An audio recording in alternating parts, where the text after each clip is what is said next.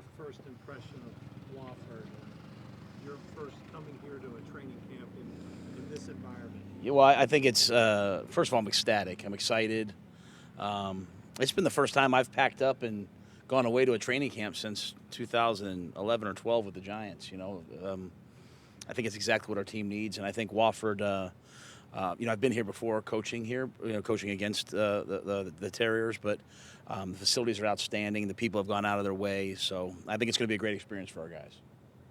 During your second year, last year was unconventional.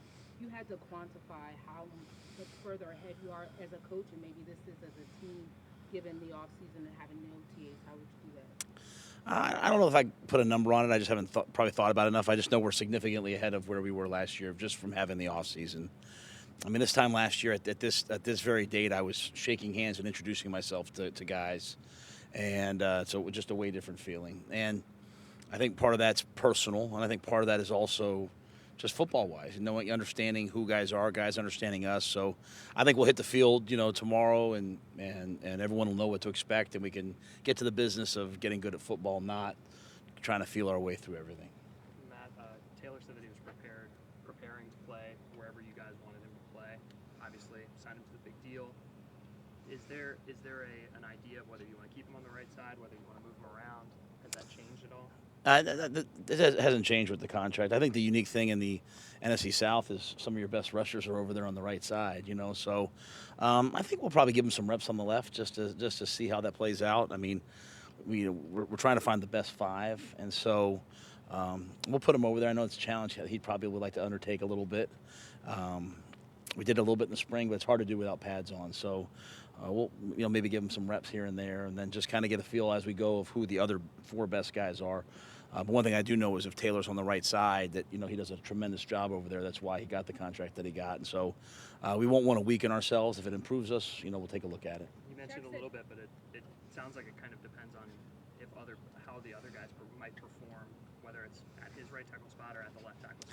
I think it's both. I mean, I think it's we haven't seen him do it with pads on. It's I've never been to England, but it's like getting on the other side of the car and driving. I'm assuming that's a little bit different. So he's got a lot of muscle memory built on the right side. So we'll go out there, practice. Just like we'll have McCaffrey do some different things, and we'll have some guys go from corner to nickel. We just try to stretch guys, see what they can do, and then find the best fit for everybody. Matt, with those first five offensive line guys, you talked in the spring about wanting to find which were the best five. When will you have an idea who those guys are? Is that when you go to Indy, after a preseason game or two? What's kind of the time frame in your mind of when you'll zero in on that? Yeah, I don't have a time frame. I think when you know, and if you're not quite sure, it means you don't know. And I hope we don't know for a while. I hope there's tremendous competition and guys are challenging us to be like, man, this guy's really good. Are you sure he's not ready? So I'm hoping, we're doing 2 joint practices. I don't know how many teams in the league are doing that, but we're doing that. We're a young team, and we need the work against 2 really good defenses. So, when we know, we know. Until then, we'll take it day by day. And, the one big thing for me is, guys have to have some bad days to really grow. And so, we're going to try to challenge guys, put them in uncomfortable situations, and I think if we can kind of emerge from that chaos better, then we'll be a much better team. Shaq mentioned he was excited about those young guys that you just kind of mentioned on the team, and it kind of gave him this new energy on defense. How much are you looking forward to seeing JC and Dante back after he suffered his toe injury, and just that secondary working together? Yeah, there's a lot of questions in the secondary, but they're good questions. I mean, Sam Franklin played really well at times last year. Jeremy Chin will get some reps back there. JC, AJ Boye, Rashawn Melvin. There's a lot of guys that we like. Taylor drafted this year. I think there'll be tremendous competition at a lot of spots. And so, to me, when it comes to competition, I think if you start talking about it too much, you start predetermining things. I think when I just sit back and let it happen and watch the tape, and so. I'm excited to see it, and I know we're further ahead than where we were. So we'll just play it out, and it's, the great thing about it is, I say little things like, hey, everything counts. Well, when you're in battles for jobs, everything really does count. You got to go out there every day and compete at a high level. So one thing I have to say, and I don't know if I did a good enough job in the spring, but I was so proud of our team this spring in terms of the commitment they made to show up when they didn't have to show up. And so you can tell it's a team that wants to be good. So we'll just, take the same approach in training camp.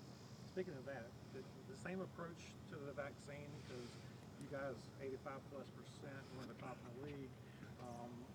How did you guys get to that mark? Because Sam back in late May had said he had not been vaccinated. So how did things change? Guys made decisions. I mean, I think we provided guys with information. There is no doubt that being vaccinated helps our team. The more guys that are vaccinated, the closer we can be in meetings, the more we can be around each other. But at the end of the day, it's still everyone's personal decision. So we provided information. We made it clear, like, hey, this is best for us to operate. But you have to do what you're comfortable with. I'm not here to tell anybody else what to do. And so I think I took that approach. I think I don't really spend too much time hearing what people are saying. But Bruce had said, people are kind of upset that I said that. Well, we're pretty high up there. So I'm really proud of our guys for getting vaccinated. And the guys who didn't get it, you know what? Some of those guys have articulated the reasons to me, and I'm good with it. You know what I mean? So I worry about me and my family, and you know what? I think that approach has really worked with our guys. So. How much is having one less preseason game affect the decision to have a second set of joint practices? It probably affected it a good deal. At the same time, when you're a young team, it's one thing to go out there and get live reps, right, where you're kind of limiting guys' reps. When you practice and it's not quite live, I mean, you think about all the reps our quarterbacks are going to get versus, the Colts and the Ravens blitz package. All those reps that they're going to get. And if they make a mistake, they're not going to get knocked on their tail. And so I think it's just a really valuable experience. As the NFL has, as the collective bargaining and all, as we cut back on the amount of practice. Whoever practices the best is going to have an advantage. And so our guys practiced well in the spring. And so this is just a chance for us to go out there and get a few more reps against a good quality. More out of those days than the games themselves? I haven't been through it to give you that answer, to be quite honest with you. I'll let you know afterwards what I thought, but I think there's something about seeing a guy in a game. I don't care what it is, man. I mean, like, the lights go on, there's pressure, there's TV, like, well, I always say to our guys, like, if this was a Wednesday, you'd play really well. Who can go play when there's a lot of pressure on? So I think the games, obviously, it will always trump everything. Do you do your conditioning test tomorrow? Or? It's today. Okay. Is it what we saw guys doing at the end of OTAs, the format? We never ran the conditioning test, but it is along those lines. So it's not something that's super, super, super rigorous. If you've worked out in the last month, you should probably pass. So, but it is something just a benchmark. And again, we're here to find out where guys are. At the end of the day, this is a chance for us to ramp guys up, get into next week with the pads on. So we want to make sure that we see where guys are and help them get to where they need to be. And then a couple of, I don't want to go through your whole roster, but a couple left tackles were out with dings and OTAs. Do you expect, Cam and Trent to be good to go? Yeah, I expect them to be good to go. Do you expect, you had mentioned Troy might be limited to start camp, are you still expecting that? Expecting him to go. Okay, and then I was curious, which part, not having all of this last year, a full training, like a training camp like this and the preseason games, which part are you most looking forward to is it the preseason games, or what are you most looking forward to seeing? Today, I'm excited just to get here and get going. So, the thing about camp is the guys who do it the best are the guys who can just handle the monotony. It's like relentless monotony, right? So I'm pretty good at handling relentless monotony. So just, every day, just the same grind. Anxious to see our guys do that. I was curious, is Shaq Thompson someone, has he taken on more of a leadership role, recently? Has he seen him step into that, or has he always been a leader? Since I've been here, he's always done that, and I think he's a guy that, he's got tremendous integrity. What he says, he actually does. And I think he's a guy that treats people well. And I think he's a guy that's around and takes care of the young guys. So I think Shaq brings a lot to our team and is a tremendous leader. Matt, Sam was talking about. I'm sorry. What do you see from J.C. Horn so far? And what do you tell him on those days where he struggles a little bit when he looks a little bit more like a rookie than some of the other guys? Same thing I tell everybody. Like, the key to being a great football player is when you have a bad play or you have a bad day, or when you have a great play or a great day, like, what percentage of yourself do you play the next play? Do you relax when you make a great play, or are you upset when you make a bad play? And, the key is to be 100% at each and every play. And so, that's a hard skill to teach, but guys who have it, they really can handle the ups and downs and the highs and lows of a season, of a game, of a training camp. So JC, JC comes from a unique lineage. I mean, he's been prepared to be a pro athlete for a long time, so he's very much prepared, and I think he'll come into camp ready to compete. Matt, Sam talked to us earlier about one of the things he's really worked on this offseason is his balance and not throwing off his back foot, and he's really stressed that. Is that something that you guys wanted to see, and how do you feel like he is prepared entering training camp? I have no idea how he's prepared. I haven't seen him, so I'll know as the camp goes on. But I mean, I think all quarterbacks are always, they've got to be masters of their technique, right? They've got to be masters of really their lower half. We focus on their arm so much, but so much of being a great quarterback is from the waist down. And so, you watch the best quarterbacks. I mean, they are constantly going back and looking at their mechanics, just like a baseball pitcher would. And so I'm hopeful Sam did a lot of great work, Will and PJ as well. And the key is then to just take that drill work and bring it over to teamwork and then bring it to the games. Matt, Shaq particularly singled out Derek Brown as somebody who we thought would have a good year.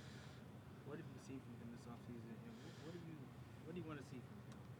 Yeah, I haven't seen it. How come we didn't put the me on that side and make everybody else look into the sun? Hey, gummit. No, I'm just.